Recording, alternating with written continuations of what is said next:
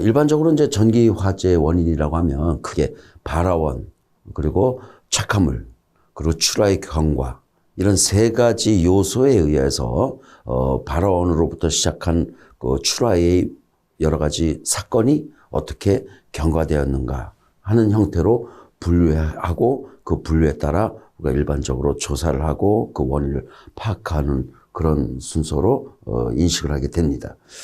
발화원이라고 하는 건 뭐 잘 아시다시피 화재가 일어난 원인적 제공 그 대상이 되겠죠. 그다음에 착화물은 그 원인에 의해서 어떤 물체가 화재가 인화됐는지, 그 실제 불이 어디에서 붙어 났는지 그 해당되는 물체가 되겠고요.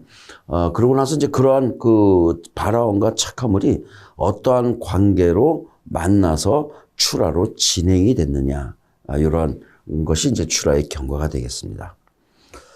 우선 그 여러 가지 이제 이런 원인 중에서 우선 단락을 제일 전기화재의 큰 원인으로 보는데요. 단락이라고 하는 건 두 가닥의 전선이 직접 또는 낮은 저항 등으로 접촉하는 형태를 단락이라고 합니다. 일반적으로 합선이라고 그러죠. 쇼트라고도 하고요.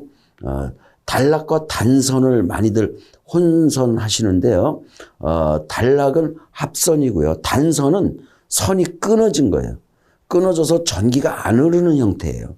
그건 고장이지만 전기 화재와 직접적인 관계는 없죠. 물론 어떤 경우는 선이 끊어져서 오히려 화재가 되는 경우가 있어요. 삼상 전동기 같은 경우는 선이 끊어져서 한 선이, 세 가닥으로 전력을 공급하고 있는 중에 한 선이 끊어지면 나머지 두 선으로 전기가 공급되는 과정에 과부하가 돼서 화재가 일어나는 경우도 있지만, 그냥 일반적인 경우를 놓고 보면 단선은 전기화재의 직접적 원인을 제공하지는 않는다. 단락은 전기화재의 직접적 원인을 준다. 단락은 합선을 말한다. 이 단락이란 말에 대해서 각별히 좀 유의해 주시고요.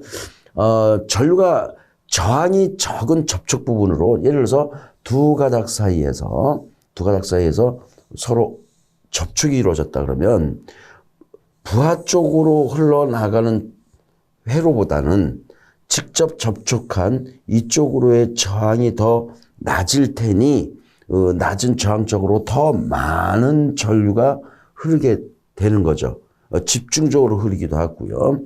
이렇게 집중적으로 흐르는 과정에서 스파크도 일어나고 발열도 일어나고 해서 화재에 이르게 되는데요. 일반적으로 전선의 피복 손상이 이런 합선의 원인이 되기도 하고요. 또는 어떤 금속성 물질이 서로 두 선 간에 접속되는 것, 예를 들어서 두 선이 피복이 없는 상태로 설치되어 있는 상황, 그 위에 금속물이 떨어진다면 합선이 일어나서 불꽃이 일어나고 화재가 일어날 수 있다는 얘기가 되겠습니다.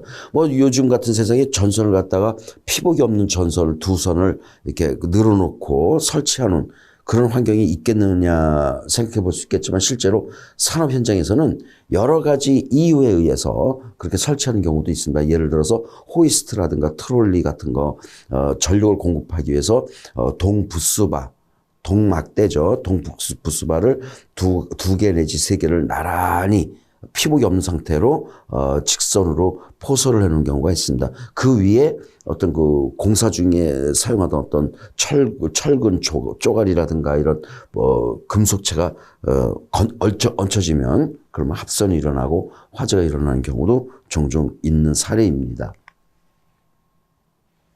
이런 단락이 생기면 단락점에서 발생한 스파크, 불꽃이죠. 전기 불꽃입니다. 전기 불꽃이 주위에 인화성 가스가 있을 경우에 그 인화성 가스에 착화돼서 폭발이라든가 아니면 연소 형태의 화재가 일어날 수도 있고요.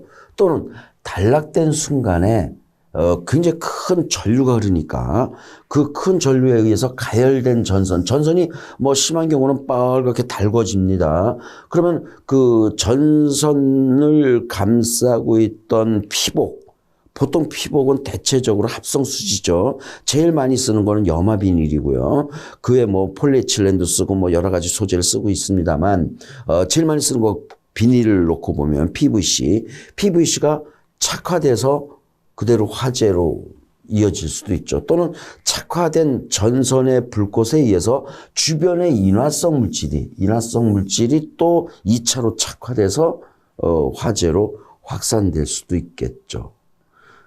그 전선 피복 자체가 그냥 연소하면서 그냥 그대로 쭉 연소에 타들어가면서 온 장소를 다 돌아다니면서 화재를 일으키는 경우도 발생할 수 있겠습니다.